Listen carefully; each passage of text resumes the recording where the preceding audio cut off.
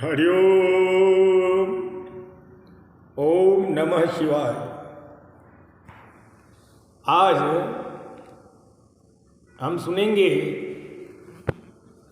प्रयाग में समस्त मुनियों द्वारा किए गए यज्ञ में दक्ष का भगवान शिव को तिरस्कार पूर्वक शाप देना तथा नंदी द्वारा ब्राह्मण कुल को शाप प्रदान, भगवान शिव का नंदी को शांत करना। तो आइए सुनते हैं। प्रेम से बोलिए गौरी शंकर भगवान की जय। श्री नर्मदेश्वर महादेव की जय। श्री नागेश्वर नाथ महादेव की जय। ब्रह्मा जी कहते हैं, हे नारद, पूर्व काल में समस्त महात्मा मुनि प्रयागराज में एकत्र हुए थे। वहाँ सम्मिलित हुए उन सब महात्माओं का विधि विधान से एक बहुत बड़ा यज्ञ हुआ। उस यज्ञ में सनकादि सिद्धगण, देवर्षि, प्रजापति, देवता तथा ब्रह्मा का साक्षात करने वाले ज्ञानी भी पधारे थे। मैं भी मूर्तिमान महातेजस्वी निगमों और आगमों से युक्त हो सपरिवार वहाँ गया था। अनेक प्रकार के उत्सवों के साथ वहाँ उनका विचित्र समाज जुटा था। नाना शास्त्रों के संबंध में ज्ञान चर्चा एवं वाद विवाद हो रहे थे। हे मुनि, उसी अवसर पर सती तथा पार्षदों के साथ त्रिलोक हितकारी सृष्टिकर्ता एवं सबके स्वामी भगवान रुद्र भी वहाँ आ पहुँचे। भगवान शिव को आया हुआ देख संपूर्ण देवताओं, सिद्धों तथा मुनियों ने और मैंने भी भक्ति भाव से उन्हें प्रणाम किया और उनकी स्तुति की। फिर शिव जी की आज्ञा पाकर सब लोग प्रसन्नता पूर्वक यथा स्थान बैठ गए। भगवान का दर्शन पाकर सब लोग संतुष्ट थे और अपने सौभाग्य की सराहना कर रहे थे। इसी बीच में प्रजापतियों के भी पति प्रभु दक्ष, जो बड़े तेजस्वी थे, अकस्मात घूमते हुए प्रसन्नता पूर्वक वहां आए। वे मुझे प्रणाम करके मेरी आज्ञा ले वहां बैठे। दक्ष उन दिनों समस्त ब्रह्मांड में के अधिपति बनाए गए थे,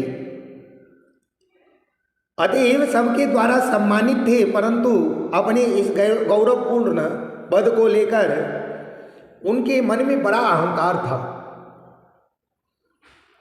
क्योंकि वे तत्वज्ञानी से शून्य थे। उस समय समस्त देवर्षियों ने नतमस्तक हो स्तुति और प्रणाम के द्वारा दोनों हाथ जोड़कर उत्तम तेजस्वी दक्ष का आदर सत्कार किया। परंतु जो नाना प्रकार के लीला विहार करने वाले सबके स्वामी और उत्कृष्ट लीलाकारी स्वतंत्र परमेश्वर हैं, उस महेश्वर ने उस समय दक्ष को मस्तक नहीं झुकाया। वे अपने आसन पर बैठे ही रह गए। खड़े होकर दक्ष का स्वागत नहीं किया। महादेव जी को वहां मस्तक झुकाते न देख प्रजापति दक्ष मन ही मन अप्रसन्न हो गए। उन्हें रुद्र पर सहसा क्रोध आया और वे ज्ञान शून्य तथा महान अहंकारी होने के कारण महाप्रभु रुद्र को क्रूर दृष्टि से देखकर सबको सुनाते हुए उच्च स्वर से कहने लगे।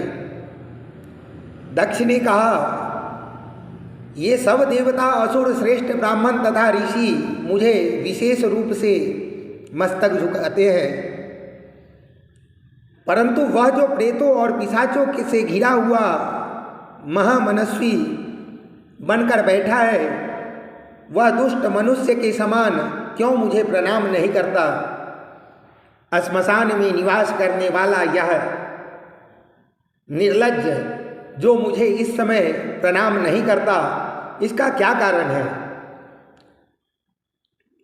इसके वेदोक्त कर्म लुप्त हो गए हैं या भूतों और पिशाचों से सेवित हो मतवाला बना फिरता है और शास्त्रीय विधि की अवहेलना करके नीति मार्ग को सदा कलंकित किया करता है। इसके साथ रहने वाला या इसका अनुसरण करने वाला लोग पाखंडी, दुष्ट, पापाचारी तथा ब्राह्मणों को देखकर उद्दंडता पूर्वक उसकी निंदा करने वाले होते हैं। यह स्वयं ही स्त्रियों में आसक्त रहने वाला तथा रति कर्म में ही दक्ष है। अतः मैं इसे शाप देने को उद्यत हुआ हूँ। यह रुद्र चारों वर्णों से पृथक और कुरूप है, इसे यज्ञ से बहिष्कृत कर दिया जाए। यह श्मशान में निवास करने वाला तथा उत्तम कुल और जन्म से हीन है, इसलिए देवताओं के साथ यह यज्ञ में भाग न पाए। ब्रह्मा जी कहते हैं कि हे नारद, दक्ष की कही हुई यह बात सुनकर भृगु आदि बहुत से ऋषि रुद्रदेव को दुष्ट मानकर देवताओं के साथ उनकी निंदा करने लगे। दक्ष की बात सुनकर नंदी को बड़ा रोष हुआ।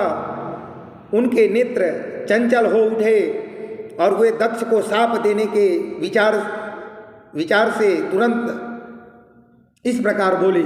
नंदीश्वर ने कहा, अरे महामूढ़ दुष्ट बुद्धि सठ दक्ष, तूने मेरे स्वामी महेश्वर को यज्ञ से बहिष्कृत क्यों कर दिया?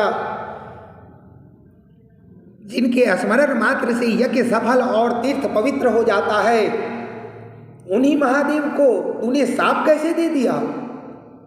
हे दुर्बुद्धे दक्ष, तूने ब्रह्मा प्रजापति की चपलता से प्रेरित हो इस रुद्र को व्यर्थ ही शाप दे डाला है। महाप्रभु रुद्र सर्वथा निर्दोष है, तथापि तूने व्यर्थ ही उनका उपहास किया। ब्रह्मनाथम, जिन्होंने इस जगत की सृष्टि की, जो इसका पालन करते हैं और अंत में जिनके द्वारा इसका संहार होता है, उन्हीं इस महेश्वर रूप को तूने शाप कैसे दे दिया? नंदी इस प्रकार फटकारने पर प्रजापति दक्ष रोष से आग बबूला हो गए और उन्हें शाप देते हुए बोले, अरे रुद्रगणों, तुम सब लोग वेद से बहिष्कृत हो जाओ, वैदिक मार्ग से भ्रष्ट तथा महर्षियों द्वारा परित्यक्त हो पाखंडवाद में लग जाओ और शिष्टाचार से दूर रहो। सिर पर जटा और शरीर में भस्म एवं हड्डियों के आभूषण धारण करके मद्यपान में आसक्त रहो। जब दक्ष ने शिव के पार्षदों को इस प्रकार शाप दे दिया, तब उस शाप को सुनकर शिव ने प्रिय भक्त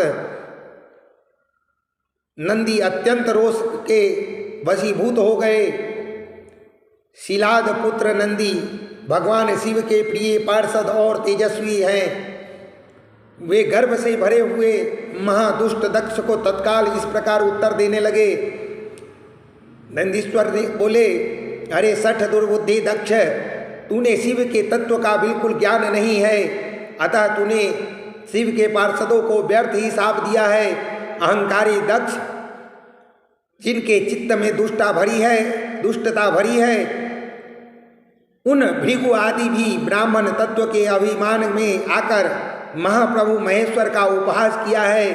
अतः यहाँ जो भगवान रुद्र के विमुख हुए जैसे दुष्ट ब्राह्मण विद्यमान है, उनको मैं रुद्र तेज के प्रभाव से ही शाप दे रहा हूँ। तुझ जैसे ब्राह्मण कर्म फल के प्रशंसक वेदवाद में फंसकर वेद के तत्व ज्ञान से शून्य हो जाए, वे ब्राह्मण सदा भोगों में तन्मय रहकर स्वर्ग को ही सबसे बड़ा पुरुषार्थ मानते हुए स्वर्ग से बढ़कर दूसरे कोई वस्तु नहीं है ऐसा कहते रहे तथा क्रोध, लोभ और मद से युक्त हो निर्लज्ज भिक्षुक बने रहे। कितने ही ब्राह्मण वेद मार्ग को समझने सामने रखकर शूद्रों का यज्ञ कराने वाले और दरिद्र होंगे तथा सदा दान लेने में ही लगे रहेंगे। दूषित दान ग्रहण करने के कारण वे सब के सब नरकगामी होंगे। दक्ष, उनमें से कुछ ब्राह्मण तो ब्रह्म राक्षस भी होंगे।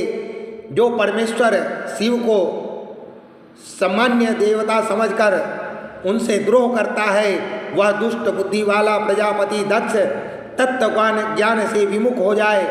वह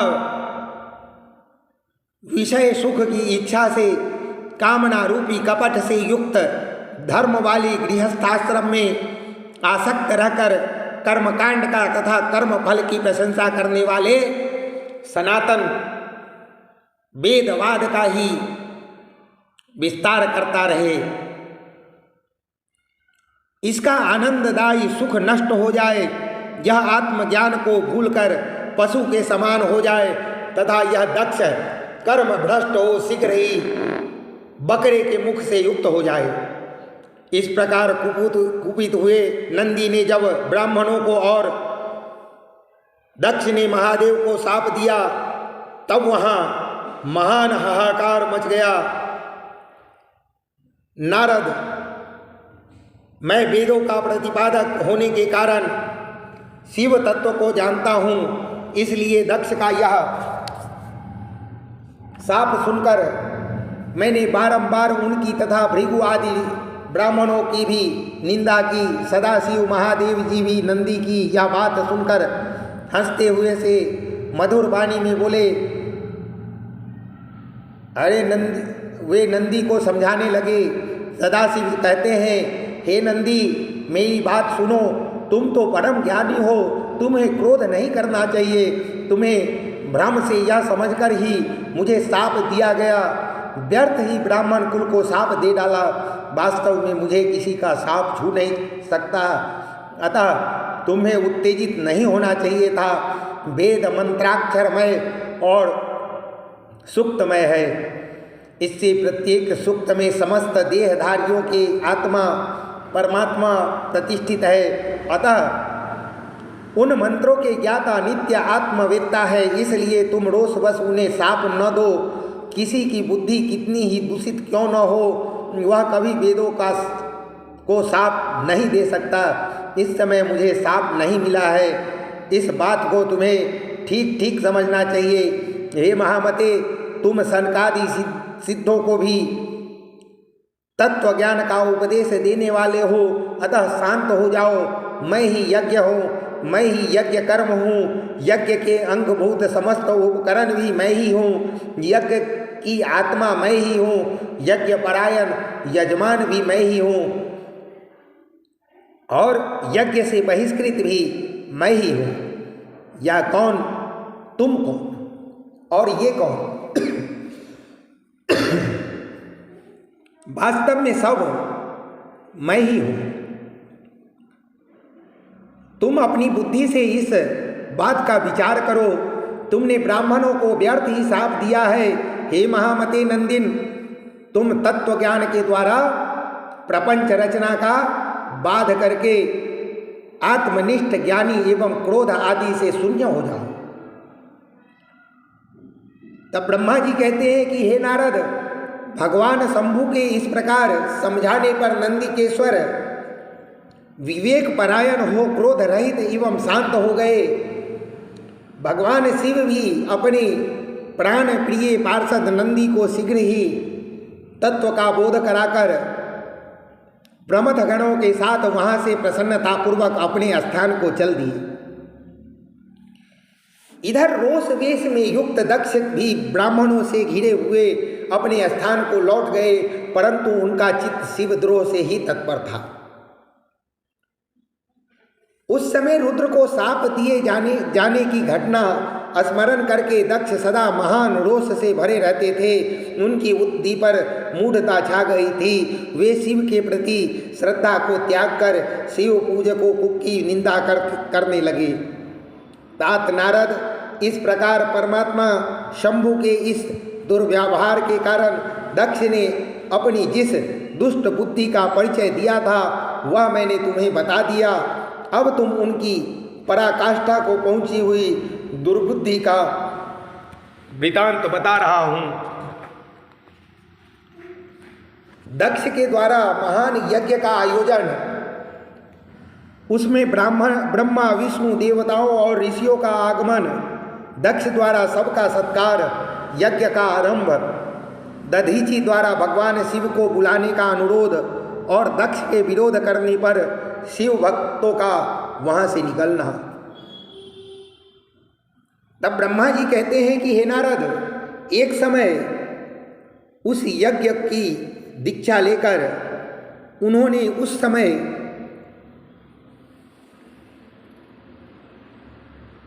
समस्त देवर्षियों, महर्षियों तथा देवताओं को बुलवाया। वे सभी उस यज्ञ में पधारे। अगस्त्य, कश्यप, अत्रि, वामदेव, भृगु, दधीचि, भगवान व्यास, भरद्वाज, गौतम, पौल, पराशर, गर्ग, भार्गव, कुकुश, शीत, सुमंत, त्रिक, कंक और वैशंपायन, ये तथा दूसरे बहुत संख्यक मुनि अपने स्त्री पुत्रों को साथ ले मेरे पुत्र दक्ष के यज्ञ में हर्षपूर्वक सम्मिलित हुए थे। इसके सिवा समस्त देवगण, महान अभ्युदयशाली लोकपालगण और सभी देवता अपनी उपकारक सैन्य शक्ति के साथ वहां पधारे थे। दक्ष ने प्रार्थना करके सदल बल मुझ विश्वस्त्रष्टा ब्रह्मा को भी सत्यलोक से बुलवाया था। इसी तरह भांति भांति के सादर प्रार्थना करके वैकुंठ लोक से भगवान विष्णु भी उस यज्ञ में बुलाए गए थे। शिवद्रोही दुरात्मा दक्ष ने सबका बड़ा सत्कार किया। विश्वकर्मा ने अत्यंत दीप्तिमान, विशाल और बहुमूल्य दिव्य भवन बनाए थे। दक्ष ने वे ही भवन समागम अतिथियों को ठहराने के लिए दिए। सभी लोग सम्मानित हो उस संपूर्ण भवनों में यथा योग्य स्थान पाकर ठहरे हुए थे। दक्ष का यह महायज्ञ उस समय कनखल नामक तीर्थ में हो रहा था। उसमें दक्ष ने भृगु आदि तपोधनों को ऋत्विज बनाया। संपूर्ण मरुद गणों के साथ स्वयं भगवान विष्णु उसके अधिष्ठाता थे। मैं वेद त्रयी की विधि को दिखाने या बतलाने वाला ब्रह्मा बना था। इसी तरह संपूर्ण दिक्पाल अपने आयुधों और परिवारों के साथ द्वारपाल एवं रक्षक बने थे और सदा कौतूहल पैदा करते थे। स्वयं यज्ञ सुंदर रूप धारण करके दक्ष के उस यज्ञ मंडल में उपस्थित था। महामुनियों में श्रेष्ठ सभी महर्षि स्वयं वेदों के धारण करने वाले हुए थे। अग्नि ने भी उस यज्ञ महोत्सव में शीघ्र ही भविष्य ग्रहण करने के लिए अपने सहस्रों रूप प्रकट किए थे। वहाँ 88,000 ऋत्विज एक साथ हवन करते थे। 64,000 देवर्षि उद्गात थे। अध्वर्यु वे 64,000 देवर्षि उद्गात थे। अध्वर्यु एवं होता भी उतने ही थे। नारद आदि देवर्षि और सप्तर्षि पृथक पृथक गाथा गान कर रहे थे। दक्ष ने अपने उस महायज्ञ में गंधर्वों, विद्याधरों, सिद्धों, 12 आदित्यों, उनके गणों, यज्ञों तथा नागपाल में विचरने वाले समस्त गणों का भी बहुत बड़ी संख्या में वर्ण किया था। हे महर्षि, राजर्षि और देवर्षियों के समुदाय तथा बहुसंख्यक नरेश भी उसमें अभिमंत्रित थे, जो अपने मित्रों, मंत्रियों तथा सेनाओं के साथ आए थे। यजमान दक्ष ने उस यज्ञ में वसु आदि समस्त गण देवताओं का भी वरण किया था। कौतुक और मंगलाचार करके जब दक्ष ने यज्ञ की दीक्षा ली तथा जब उनके लिए बारंबार स्वस्ति वाचन किया जाने लगा, तब वे अपनी पत्नी के साथ बड़ी शोभा पाने लगे। इतना सब करने पर भी दुरात्मा दक्ष ने उस यज्ञ में भगवान शंभु को नहीं आमंत्रित किया। उनकी दृष्टि में कपालधारी होने के कारण वे निश्चय ही यज्ञ में भाग पाने योग्य नहीं थे। सती प्रजापति दक्ष की प्रिया पुत्री थी, तो भी कपालिनी पत्नी होने के कारण दोषदर्शी दक्ष ने उन्हें अपने यज्ञ में नहीं बुलवाया। इस प्रकार जब दक्ष का यह यज्ञ महोत्सव आरंभ हुआ और इस यज्ञ मंडप में आए हुए सब ऋत्विज अपने अपने कर्म में संलग्न हो गए, तब उस समय वहाँ भगवान शंकर को उपस्थित न देख शिव भक्त दधीचि का चित्त अत्यंत उद्विग्न हो उठा और वे यो बोले। दधीचि कहते हैं कि मुख्य देवताओं तथा महर्षियों, आप सब लोग प्रशंसा पूर्वक मेरी बात सुनो। इस यज्ञ महोत्सव में भगवान शंकर नहीं आए हैं, इसका क्या कारण है? यद्यपि ये देवेश्वर बड़े बड़े मुनि और लोकपाल यहाँ पधारे हैं, तथापि उन महात्मा पिनाक पाणी शंकर के बिना यह यज्ञ अधिक शोभा नहीं पा रहा है। बड़े बड़े विद्वान कहते हैं कि मंगलमय भगवान शिव की कृपा दृष्टि से ही समस्त मंगल कार्य संपन्न होते हैं। जिनका ऐसा प्रभाव है वे पुराण पुरुष वृषभध्वज परमेश्वर श्री नीलकंठ यहाँ क्यों नहीं दिखाई दे रहे हैं? दक्ष जिनके संपर्क में आने पर अथवा जिनकी स्वीकार कर लेने पर अमंगल भी मंगल हो जाता है, तथा जिनके 15 नेत्रों से देखे जाने पर बड़े बड़े नगर तत्काल मंगलमय हो जाते हैं, उनका यह यज्ञ में पादार्पण होना अत्यंत आवश्यक है। इसलिए तुम्हें स्वयं ही परमेश्वर शिव को यहाँ शीघ्र बुलाना चाहिए, अथवा ब्रह्मा प्रभावशाली भगवान विष्णु देवराज इंद्र लोकपाल गणों ब्राह्मणों और सिद्धों की सहायता से सर्वदा प्रयत्न करके इस समय यज्ञ की पूर्ति के लिए तुम भगवान शंकर को तुम्हें यहाँ ले आना चाहिए। आप सब लोग उस स्थान पर जाएं जहाँ महेश्वर देव विराजमान है, वहाँ से दक्ष नंदिनी सती के साथ भगवान शंभु को यहाँ तुरंत ले आए। हे देवेश्वरों, जगदम्बा सहित वे परमात्मा शिव यदि यहाँ आ गए तो उनसे सब कुछ पवित्र हो जाएगा। उनमें उनके स्मरण से, उनके नाम लेने से सारा कार्य पुण्यमय बन जाता है। अतः पूर्ण प्रयत्न करके भगवान वृषभध्वज को यहाँ ले आना चाहिए। भगवान के शंकर के यहाँ पार्षद पदार्पण करते ही यह यज्ञ पवित्र हो जाएगा, अन्यथा यह पूरा नहीं हो सकेगा। यह मैं सत्य कहता हूँ। दधीचि का यह वचन सुनकर दुष्ट बुद्धि वाले मूढ़ दक्ष ने हंसते हुए ये रोषपूर्वक कहा कि भगवान विष्णु संपूर्ण देवताओं के मूल है, जिनमें सनातन धर्म प्रतिष्ठित है। जब इनको मैंने सादर बुला लिया तब इस यज्ञ कर्म में क्या कमी हो सकती है? जितने वेद यज्ञ और नाना प्रकार के समस्त कर्म प्रतिष्ठित हैं वे भगवान विष्णु तो यहाँ आ ही गए हैं। इनके सिवाय सत्यलोक में लोक पितामह ब्रह्मा वेदों उपनिषदों और विविध आगमों के साथ यहाँ पधारे हैं।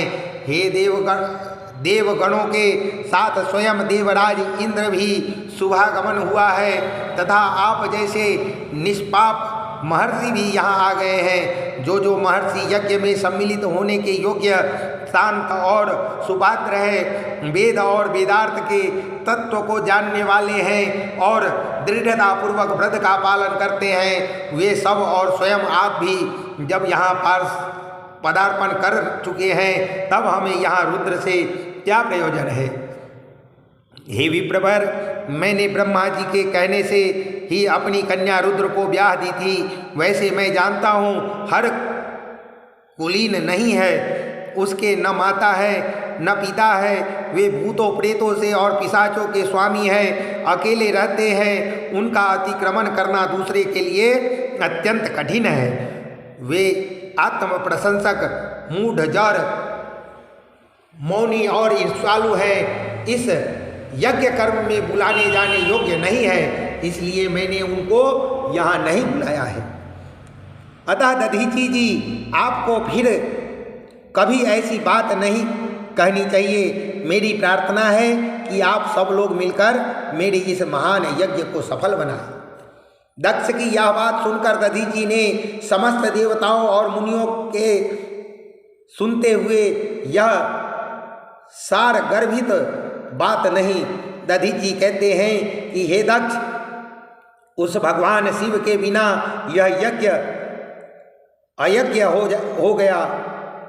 अब यह यज्ञ कहलाने योग्य नहीं है, रह गया है।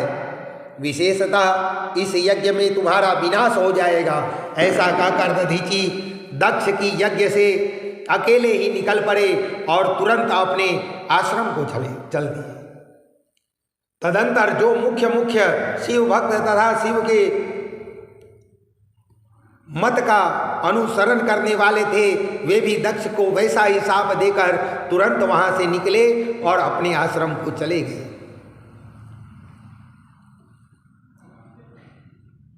उस यज्ञ मंडप से निकल जाने पर दुष्ट बुद्धि शिवद्रोही दक्ष ने उन मुनियों का उपहास करते हुए कहा। दक्ष बोले, जिन्हें शिव ही प्रिय है, वे नाम मात्र के ब्राह्मण दधीचि चले गए। उन्हीं के समान जो दूसरे थे, वे भी मेरी यज्ञ से निकल गए। यह बड़ी शुभ बात हुई। मुझे सदा यही अभीष्ट है।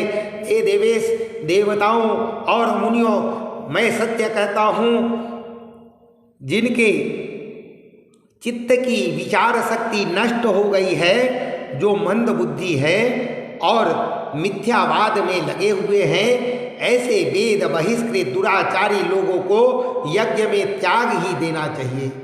विष्णु आदि आप सब देवता और ब्राह्मण वेदवादी हैं, अतः मेरे इस यज्ञ को शीघ्र ही सफल बनाइए। तब ब्रह्मा जी कहते हैं, दक्ष की यह बात सुनकर शिव की माया से मोहित हुए समस्त देवर्षि उस यज्ञ में देवताओं का पूजन और हवन करने लगे। हे मुनीश्वर नारद, इस प्रकार उस यज्ञ को जो शाप मिला उसका वर्णन किया गया।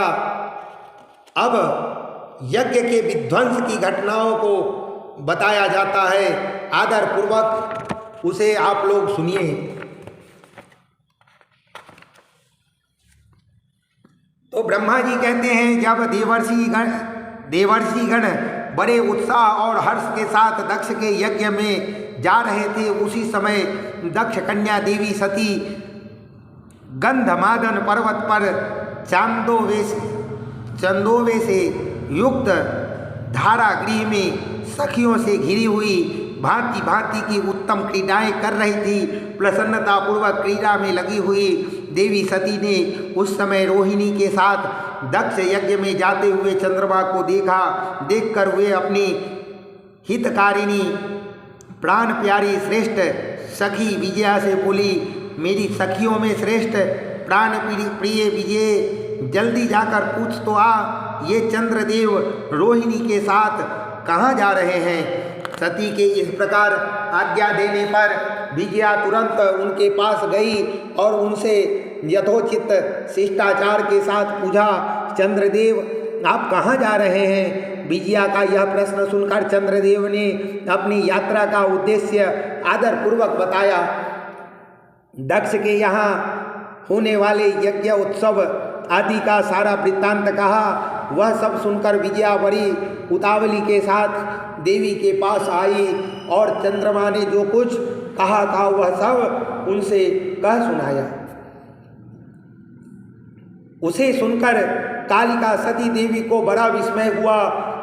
अपने यहाँ सूचना न मिलने का क्या कारण है, या बहुत सोचने विचारने पर भी उनकी समझ में नहीं आया। तब उन्होंने पार्षदों से घिरे अपने स्वामी भगवान शिव के पास आकर भगवान शंकर से पूछा। सती बोली, हे प्रभु, मैंने सुना है कि मेरे पिता के यहाँ कोई बहुत बड़ा यज्ञ हो रहा है, उसमें बहुत बड़ा उत्सव होगा, उसमें सब देवर्षि एकत्र हो रहे हैं। हे देवेश्वर, पिताजी के उस महान यज्ञ में चलने की रुचि आपको क्यों नहीं हो रही है। इस विषय में जो बात हो वह सब बताइए। हे महादेव, सुहृदों का यह धर्म है कि वे सुहृदों के साथ मिले जुले। यह मिलन उसके महान प्रेम को बढ़ाने वाला होता है। अतः हे प्रभु मेरे स्वामी, आप मेरी प्रार्थना मानकर सर्वथा प्रयत्न करके मेरे साथ पिताजी की यज्ञशाला में आज ही चलिए। सती की यह बात सुनकर भगवान महेश्वर देव जिनका हृदय दक्ष के वाग्वाणों से घायल हो चुका था, मधुर वाणी में बोले, हे देवी, तुम्हारे पिता दक्ष मेरे विशेष द्रोही हो गए हैं, जो प्रमुख देवताओं और ऋषि अभिमानी, मूढ़ और ज्ञान शून्य है। वे ही सब तुम्हारे पिता के यज्ञ में गए हैं। जो लोग बिना बुलाए दूसरे के घर जाते हैं वे वहाँ आदर नहीं पाते हैं, जो मृत्यु से भी बढ़कर कष्टदायक अतः हे प्रिय, तुमको और मुझको तो विशेष रूप से दक्ष के यज्ञ में नहीं जाना चाहिए, क्योंकि वहाँ हमें बुलाया नहीं गया है। यह मैंने सच्ची बात कही है। महात्मा महेश्वर के ऐसा कहने पर सती रोषपूर्वक बोली कि हे शंभो, आप सबके ईश्वर हैं, जिनके जाने से यज्ञ सफल होता है। उन्हीं आपको मेरे दुष्ट पिता ने इस समय आमंत्रित नहीं किया है। हे प्रभु, उस दुरात्मा अभिप्राय क्या है, वह सब मैं जानना चाहती हूँ। साथ ही वहाँ आए हुए संपूर्ण दुरात्मा देवर्षियों के मनोभाव भी मैं पता लगाना चाहती हूँ। अतः हे प्रभु, मैं आज ही पिता के यज्ञ में जाती हूँ। हे नाथ महेश्वर, आप मुझे वहाँ जाने की आज्ञा दे दे। देवी सती के ऐसा कहने पर सर्वज्ञ, सर्वद्रष्टा, सृष्टिकर्ता एवं कल्याण स्वरूप साक्षात भगवान रुद्र उनसे इस प्रकार बोले, हे शिवे, उत्तम व्रत का पालन करने वाली देवी, यदि इस प्रकार तुम्हारी रुचि वहाँ अवश्य जाने के लिए हो गई है, तो मेरी आज्ञा से तुम शीघ्र अपने पिता के यज्ञ में जाओ। यह नंदी वृषभ सुसज्जित है। तुम एक महारानी के अनुरूप राजोपचार साथ ले सादर इस पर सवार हो बहुसंख्यक प्रथम गणों के साथ यात्रा करो। हे प्रिय, इस विभूषित वृषभ पर आरूढ़ हो। रुद्र के इस प्रकार आदेश देने पर सुंदर आभूषणों से अलंकृत सती देवी इस साधनों से युक्त हो पिता के घर की ओर चली।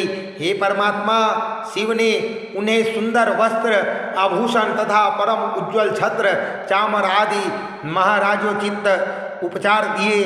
भगवान शिव की आज्ञा से 60,000 रुद्रगण बड़ी प्रसन्नता और महान उत्साह के साथ कौतूहल पूर्वक सती के साथ गए।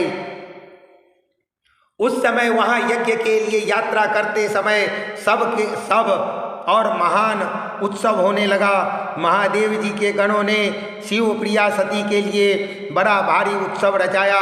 वे सभी गण कौतूहल पूर्वक कार्य करने तथा सती और शिव के यश को गाने लगे। शिव के प्रिय और महान वीर प्रथम गण प्रसन्नता पूर्वक उछलते कूदते चल रहे थे। हे जगदम्बा के यात्रा काल में सब प्रकार से बड़ी भारी शोभा हो रही थी। उस समय जो सुखद जय जयकार आदि का शब्द प्रकट हुआ, उसमें तीनों लोक गूंज उठा था। तब ब्रह्मा जी कहते हैं, हे नारद, दक्ष कन्या सती उस स्थान पर गई जहाँ वह महान प्रकाश से युक्त यज्ञ हो रहा था। वहाँ देवता, असुर और मुनिंद्र आदि के द्वारा कौतूहल पूर्वक कार्य हो रहे थे। सती ने वहाँ अपने पिता के भवन को नाना प्रकार की आश्चर्यजनक वस्तुओं से संपन्न, उत्तम प्रभाव से परिपूर्ण, मनोहर तथा देवताओं और ऋषियों के समुदाय से भरा हुआ देखा। देवी सती भवन के द्वार पर जाकर खड़ी हुई और अपने वाहन नंदी से उतरकर अकेली ही शीघ्रतापूर्वक यज्ञशाला के भीतर चली गई। सती को आई देख उसकी यशस्विनी माता असिक्नी वीडिनी ने भी और बहनों ने उनका यथोचित आदर सत्कार किया, परंतु दक्ष ने उन्हें देखकर भी कुछ आदर नहीं किया तथा उनके भय से शिव की माया से मोहित हुए दूसरे लोग भी उसके प्रति आदर का भाव न दिखा सके। हे मुने, सब लोगों के द्वारा तिरस्कार प्राप्त होने से सती देवी को बड़ा विस्मय हुआ, तो भी उन्होंने अपनी माता पिता के चरण में मस्तक झुकाया। उस यज्ञ में सती ने विष्णु आदि देवताओं के भाग देखे, परंतु शंभु का भाग उन्हें कहीं नहीं दिखाई दिया। तब सती ने दुस्सह क्रोध प्रकट किया। वे अपमानित होने पर भी रोष से भरकर सब लोगों की ओर क्रूर दृष्टि से देखती और दक्ष को जलाती हुई सी बोली। सती कहती है कि हे प्रजापति, आपने परम मंगलकारी भगवान शिव को इस यज्ञ में क्यों नहीं बुलाया, जिनके द्वारा यह संपूर्ण चराचर जगत पवित्र होता है, जो स्वयं ही यज्ञ वेत्ताओं में श्रेष्ठ, यज्ञ के अंग, यज्ञ की दक्षिणा और यज्ञकर्ता यजमान है। उस भगवान शिव के बिना यज्ञ की सिद्धि कैसे हो सकती है? अहो, जिसके स्मरण करने मात्र से सब कुछ पवित्र हो जाता है, उन्हीं के बिना किया हुआ यह सारा यज्ञ अपवित्र हो जाएगा। द्रव्य, मंत्र आदि, हव्य और कव्य, ये सब जिनके स्वरूप हैं, उन्हीं भगवान शिव के बिना इस यज्ञ का आरंभ कैसे किया गया?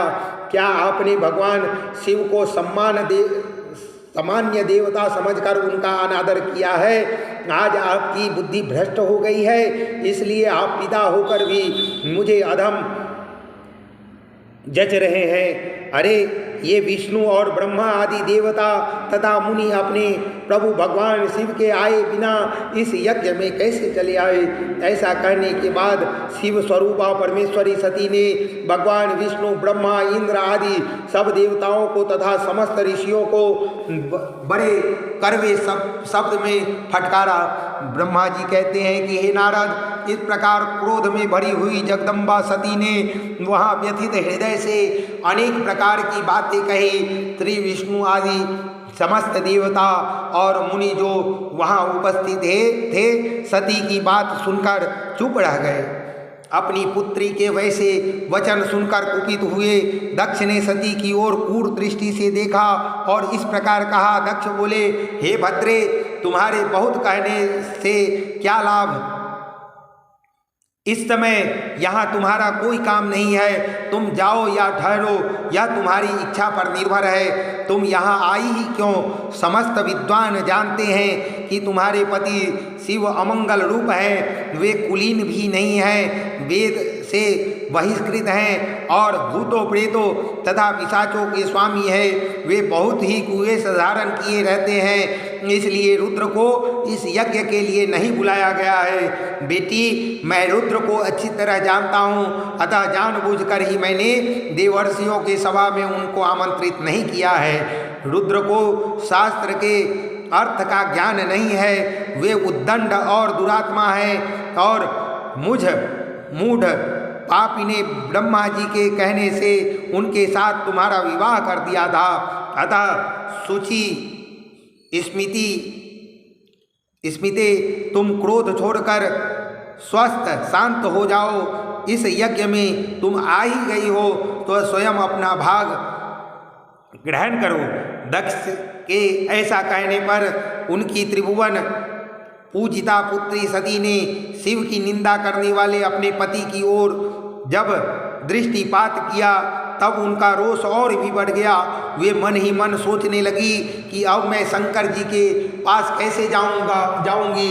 यदि शंकर जी के दर्शन की इच्छा से वहां गई और उन्होंने यहाँ का समाचार पूछा तो मैं उन्हें क्या उत्तर दूंगी। तदंतर तीनों लोकों की जननी सती रोष वेश से युक्त हो लंबी सांस खींचती हुई अपने दुष्ट हृदय पिता दक्ष से बोली। सती कहती है, जो महादेव जी की निंदा करता है अथवा जो उनकी होती हुई निंदा को सुनता है, वे दोनों तब तक नरक में पड़ते हैं जब तक चंद्रमा और सूर्य विद्यमान है। अतः हे तात, मैं अपने इस शरीर को त्याग दूंगी, जलती आग में प्रवेश कर जाऊंगी। अपने स्वामी का अनादर सुनकर अब मुझे अपने इस जीवन की रक्षा से क्या प्रयोजन। यदि कोई समर्थ हो तो वह स्वयं विशेष यत्न करके शंभु की निंदा करने वाले पुरुष की जीभ को बलपूर्वक काट डाले, तभी वह शिव निंदा श्रवण के पाप से शुद्ध हो सकता है, इसमें संशय नहीं है। यदि कुछ कर सकने में असमर्थ हो तो बुद्धिमान पुरुषों को चाहिए कि वह दोनों कान बंद करके वहाँ से निकल जाए, इसमें वह सब शुद्ध रहता है, दोष का भागी नहीं होता, ऐसा श्रेष्ठ विद्वान कहते हैं। इस प्रकार धर्म नीति बताने पर सती को अपने आने के कारण बड़ा पश्चाताप हुआ। उन्होंने व्यथित चित्त से भगवान शंकर के वचन का स्मरण किया। फिर सती अत्यंत कुपित हो दक्ष से, उस विष्णु आदि समस्त देवताओं से तथा मुनियों से ये निडर होकर बोली, यो निंदति महादेवं विंध्यमानं शृणोति वा तावुभौ नरकं यातो यावच्चंद्र दिवाकरौ। सती ने कहा, हे तात, तुम भगवान शंकर के निंदक हो, इसके लिए तुम्हें पश्चाताप होगा। यहाँ महान दुख भोग कर अंत में तुम्हें यातना भोगनी पड़ेगी। इस लोक में जिनके लिए न कोई प्रिय है और न अप्रिय, उस निर्वैर परमात्मा शिव के प्रतिकूल तुम्हारे सिवा दूसरा कौन चल सकता है। जो दुष्ट लोग हैं वे सदा ईर्ष्यापूर्वक यदि महापुरुषों की निंदा करते हैं तो उनके लिए यह कोई आश्चर्य की बात नहीं है, परंतु जो महात्माओं के चरण की रज से अपने अज्ञान बंधक कार को दूर कर चुके हैं, उन्हें महापुरुषों की निंदा शोभा नहीं देती। जिसका शिव या दो अक्षरों का नाम कभी बातचीत के प्रसंग से मनुष्य की वाणी द्वारा एक बार भी उच्चारित हो जाए, वह संपूर्ण पाप राशि को शीघ्र ही नष्ट कर देता है। उन्हीं पवित्र कीर्ति वाले निर्मल शिव के तुम द्वेष करते हो। आश्चर्य है, वास्तव में तुम अशिव रूप हो। महापुरुषों के अनुरूपी मधुकर ब्रह्मानंदमय रस का पान करने की इच्छा से जिनके सर्वार्थदायक चरण कमलों का निरंतर सेवन किया करते हैं, उन्हीं से तुम मूर्खतावश द्रोह करते हो। जिन्हें तुम नाम से शिव और काम से अशिव कहते हो, उन्हें क्या तुम्हारे सिवा दूसरे विद्वान नहीं जानते। ब्रह्मा आदि देवता, सनक आदि मुनि तथा अन्य ज्ञानी क्या उनके स्वरूप को नहीं समझते। आदर बुद्धि भगवान शिव जटा फैलाए, कपाल धारण किए, श्याम श्मशान में भूतों के साथ प्रसन्नतापूर्वक रहते तथा भस्म एवं नरमुंडों की माला धारण करते हैं। इस बात को जानकर भी जो मुनि और देवता उनकी चरण से गिरे हुए निर्माल्य को बड़े आदर के साथ अपने मस्तक पर चढ़ाते हैं, इसका क्या कारण है। यही कि वे भगवान शिव ही साक्षात परमेश्वर है।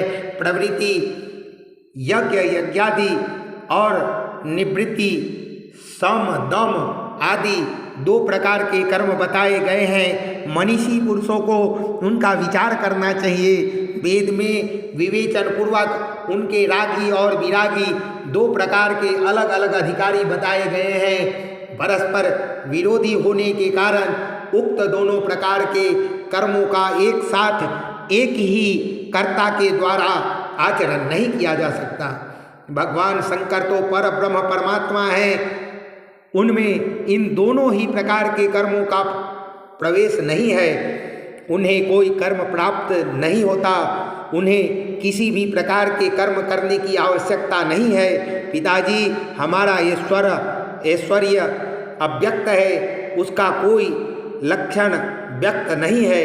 सदा आत्मज्ञानी महापुरुष ही उसका सेवन करते हैं। तुम्हारे पास वह ऐश्वर्य नहीं है।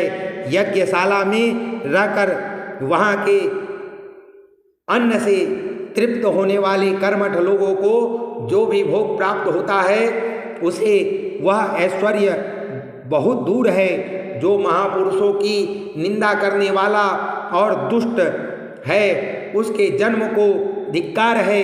विद्वान पुरुषों को चाहिए कि उनके संबंध को विशेष रूप से प्रयत्न करके त्याग दे।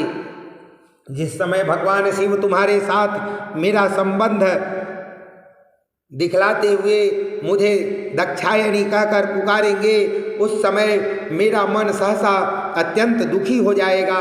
इसलिए तुम्हारे अंग से उत्पन्न हुए सदा सबके तुल्य घृणित इस शरीर को इस समय मैं निश्चित ही त्याग दूंगी और ऐसा करके सुखी हो जाऊंगी। हे देवताओं और मुनियों, तुम सब लोग मेरी बात सुनो। तुम्हारे हृदय में दुष्टता आ गई है। तुम लोग यह कर्म सर्वथा अनुचित है। तुम सब लोग मूढ़ हो, क्योंकि शिव की निंदा और कलह तुम्हें प्रिय है। अतः भगवान हमसे हर से तुम्हें इस कुकर्म का निश्चय ही पूरा दंड मिलेगा। तब ब्रह्मा जी कहते हैं कि हे नारद, उस यज्ञ में दक्ष तथा देवताओं से ऐसा कहकर सती देवी चुप हो गई और मन ही मन अपने प्राण वल्लभ शंभु का स्मरण करने लगी। तब ब्रह्मा जी कहते हैं कि हे नारद, मौन हुए सती देवी अपने पति का सादर स्मरण करके शांत चित्त हो सहसा उत्तर दिशा में भूमि पर बैठ गई। उन्होंने विधि पूर्वक जल का आचमन करके वस्त्र ओढ़ लिया और पवित्र भाव से आंखें मूंद कर पति का चिंतन करती हुई वे योग मार्ग में स्थित हो गई। उन्होंने आसन को स्थिर कर प्राणायाम द्वारा प्राण और अपान को एक रूप करके नाभि चक्र में स्थित किया। फिर उदान वायु को बलपूर्वक नाभि चक्र से ऊपर उठाकर बुद्धि के साथ हृदय में स्थापित किया। तत्पश्चात शंकर जी प्राण वल्लभा आनंदिता सती उस हृदय स्थित वायु को कंठ मार्ग से भ्रुकुटियों के बीच में ले गई। इस प्रकार दक्ष पर कुपित हो सहसा अपने शरीर को त्यागने की इच्छा से सती ने अपने संपूर्ण अंगों में योग मार्ग के अनुसार वायु और अग्नि की धारणा की।